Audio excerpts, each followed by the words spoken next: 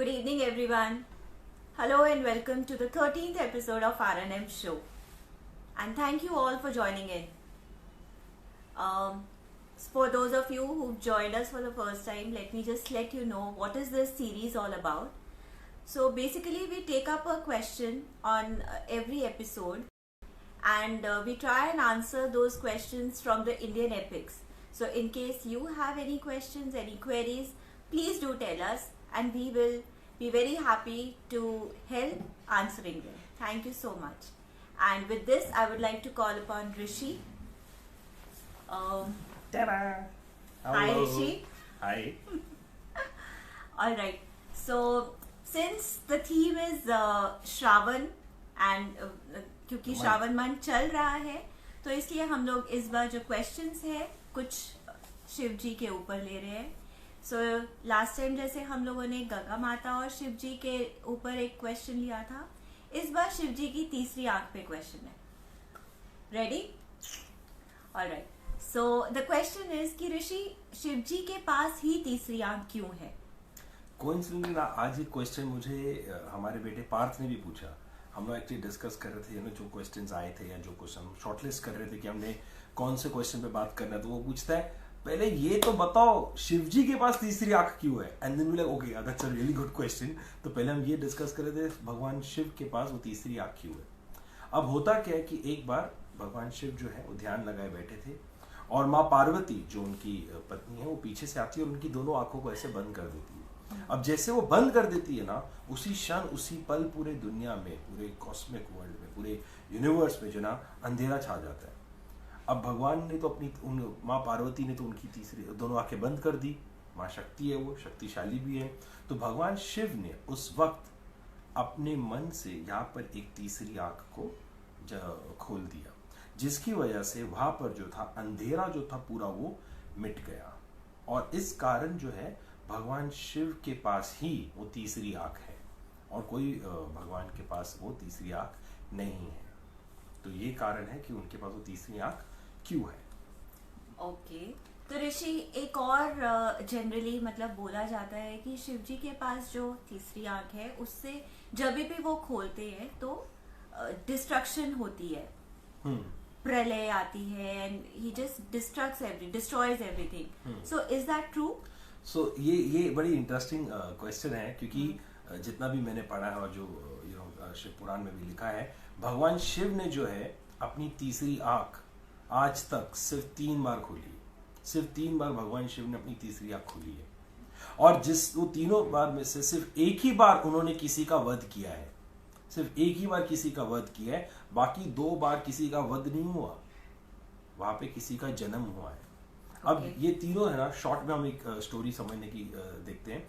तो पहले जब माँ पार्वती उनकी आंखें बंद करती है, अंधेरा छा जाता है, भगवान अपनी तीसरी आंख खोलते हैं, उस वक्त वहां पर माँ पार्वती ने अपना हाथ यहाँ पर ऐसे रखा होता है.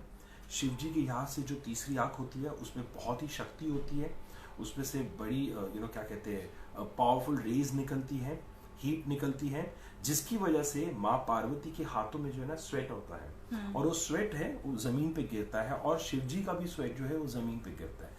अब शिव जी और माँ पार्वती का दोनों का स्वेट जो जब जमीन पे गिरता है वहां पर एक व्यक्ति का जन्म होता है जो होता है ब्लाइंड और उनका नाम होता है अंधक, जो भगवान शिव और माँ पार्वती के भी पुत्र होते हैं.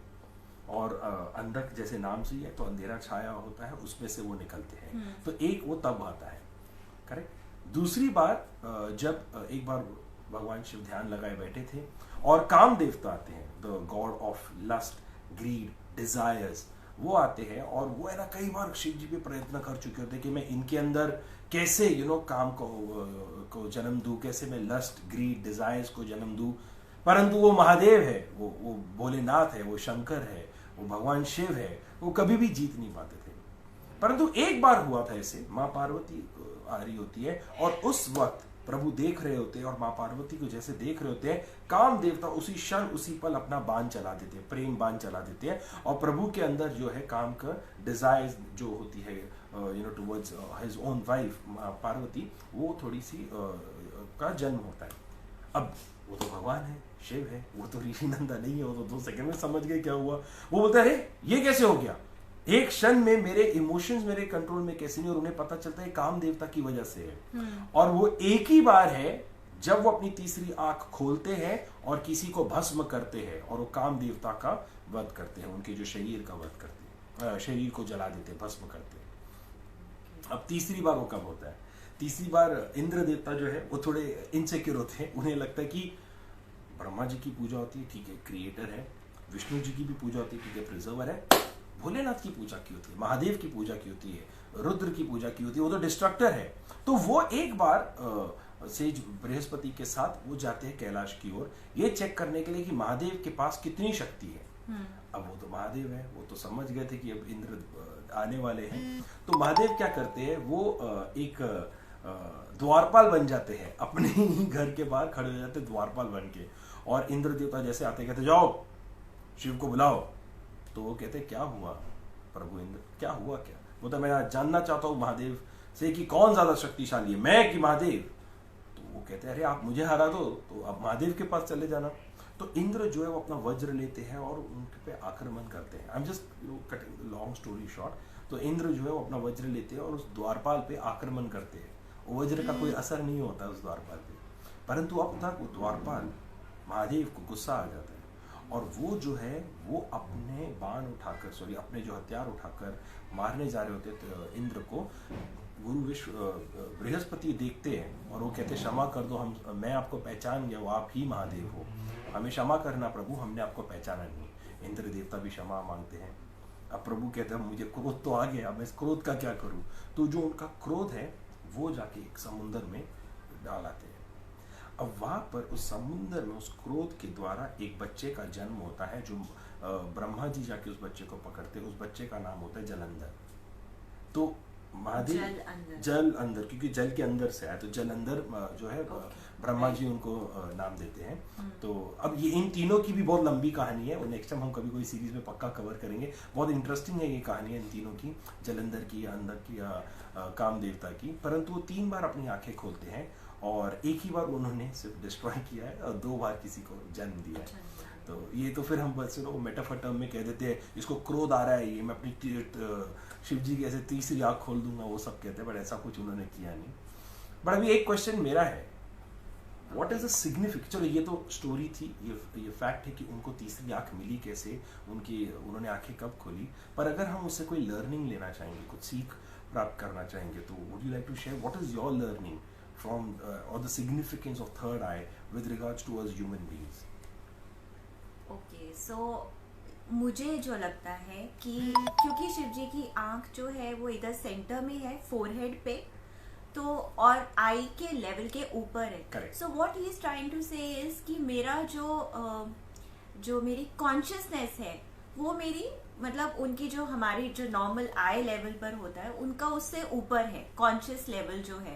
That is why he doesn't get affected by the maya, जो वर्ल्ड में सब कुछ हो रहा है उसका उनके ऊपर कोई फर्क नहीं पड़ता, असर नहीं होता है। Correct. तो आई थिंक वो ये रीजन होगा कि because he has a conscious level which is above everyone, so that is why he has it over here, जो कि माइंड के ऊपर उनका कंट्रोल है। Correct. So इसको आप just to add to what you said, तो it is also कि जो हमें एक साधारण आंखों से दिखता है, भगवान शिव को उससे कहीं अधिक दिखता है।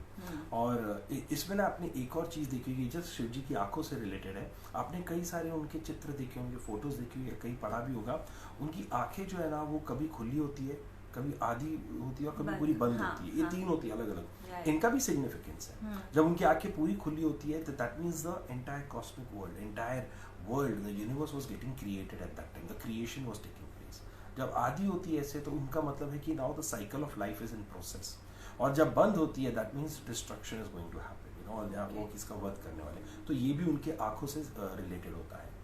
तो तो I just thought I just add to that. That's a beautiful insight, क्योंकि हम लोग कई छोटी छोटी चीजें होती हैं जो देखते हैं but we never question that कि वो ऐसा क्यों है। जस्ट इमेजिन वो स्लाइटली बंद आए भी हम लोगों ने जरूर देखी होगी, बट हम लोगों ने कभी उसके ऊपर ध्यान नहीं दिया कि क्यों है। Correct. So thank you for sharing that, Rishi. Correct. इतनी formality, thank you मुझे सिर्फ यही WhatsApp कर दिया सजेस्ट मिल गया। And one more point, sorry, I wanted to add what you said now, to just to elaborate on that. इनकी जो eyes यहाँ पे होती है, जैसे महक ने कहा कि वो उनका कंट्रोल ओवर द माइंड है। इसमें एक और बहुत इंपॉर्टेंट होता है कि यहाँ पे जो आती है ना, मन और बुद्धि दोनों आती है। मन और बुद्धि, तो मन is basically where the end, हमारे जो सेंसेस होते हैं वो हमें थॉट्स देते हैं। अगर जब मैं कुछ देखता हूँ तो मुझे कुछ विचार आते हैं, सुनता हूँ तो विचार आते हैं, टेस्ट करता हूँ विचार आते हैं, छूता हूँ स्मेल करता हूँ मुझे विचार आते हैं। That is a input, that's a data input. अब उसको मैं प्रोसेस करके मैं क्या करता हूँ, उसे इंटेलिजेंस कहते हैं, इंटेलेक्ट कहते हैं, उसे बुद्धि कहते हैं।